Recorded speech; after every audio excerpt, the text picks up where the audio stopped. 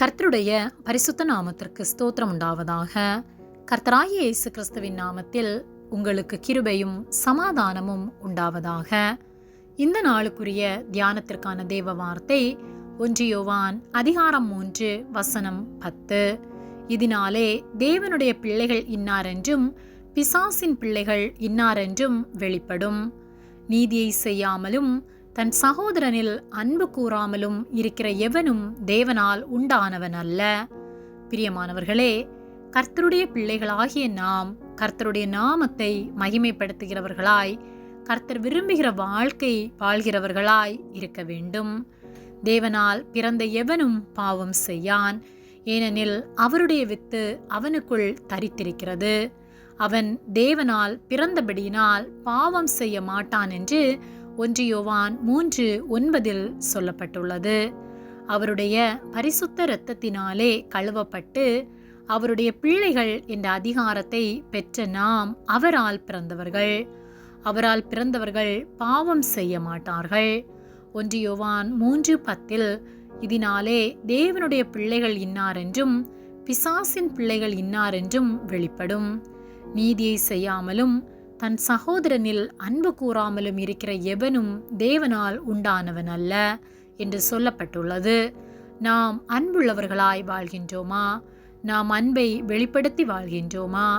சகோதர சிநேகம் நம்மில் காணப்படுகின்றதா? கர்த்தரால் உருவாக்கப்பட்ட மனிதர்களை நாம் பாகுபாடில்லாமல் நேசிக்கின்றோமா? அல்லது நம்மிடம் வேறுபாடு காணப்படுகின்றதா என்பதை சிந்தித்து பார்க்க வேண்டும். நாம் ஒருவரில் ஒருவர் அன்பு கூற வேண்டும் என்பதே நீங்கள் ஆதி முதல் கேள்விப்பட்ட விசேஷமாயிருக்கிறது என்று வேத வார்த்தை சொல்லுகிறது. ஆகவே நாம் சகோதர அன்பிலே நிலைத்திருக்கிறவர்களாயிருக்க வேண்டும். நாம் பார்க்கிற சகோதரரிடத்தில் அன்பு கூறாமல் காணாத தேவனை நேசிக்கிறேன் என்றும் நாம் கர்த்தருடைய பிள்ளைகள் என்று சொல்வதினாலும் எந்த அர்த்தமும் இல்லை.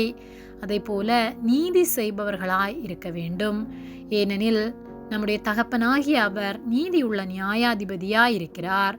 அவர் பொய் உரைப்பதில்லை.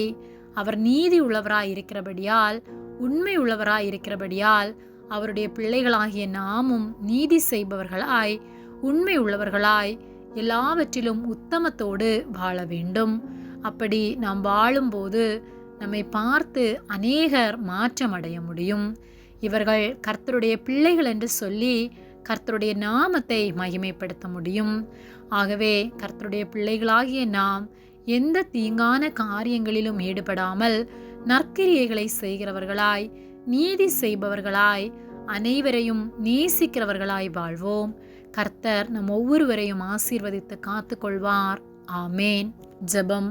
எங்களை அதிகமாக நேசித்து வழிநடத்தி வருகிற எங்கள் அன்பின் பரிசுத்த பிதாவே, இந்த நாளையும் நாங்கள் காணும்படியாக நீர் எங்களுக்கு ஜீவனை தந்த உம்முடைய அன்பிற்காக நாங்கள் உமக்கு நன்றி செலுத்துகின்றோம். நாங்கள் தியானித்த வார்த்தையின்படியே நாங்கள் நீதி உள்ளவர்களாய் சகோதரர்களை நேசித்து வாழத்தக்கதான கிருபைகளை நீர் ஒவ்வொரு நாளும் எங்களுக்கு தரும்படியாய் ஜெபிக்கின்றோம். நீர் அறிவிருக்கிற எந்த காரியங்களையும் நாங்கள் செய்யாதபடிக்கு நீர் எங்களை காத்து கொள்ளும்படியாய் ஜெபிக்கின்றோம். நீர் எங்களை போதித்து நடத்துகிற அன்பிற்காக நாங்கள் உமக்கு நன்றி செலுத்துகின்றோம். எங்களை தாழ்த்தி உம்முடைய கரத்திலே ஒப்பு கொடுக்கின்றோம். இயேசுவின் நாமத்தில் ஜெபிக்கின்றோம் ஜீவனுள்ள நல்ல பிதாவே. ஆமேன். கர்த்தர் உங்களை ஆசீர்வதிப்பாராக.